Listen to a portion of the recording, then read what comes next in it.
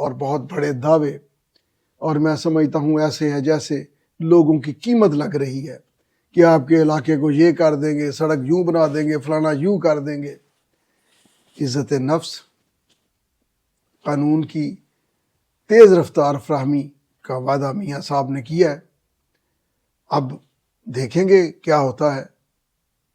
اسی طرح بلاول بھٹو کی پارٹی نے یہ کیا ہے۔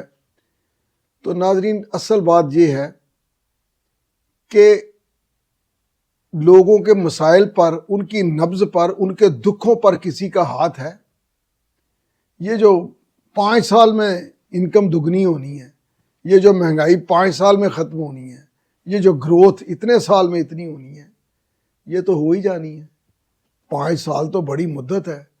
میں سمجھتا ہوں کہ کسی کے پاس اعلیٰ دین کا چراغ نہیں ہے، لیکن لوگوں کے پاس آج گزارا کرنے کو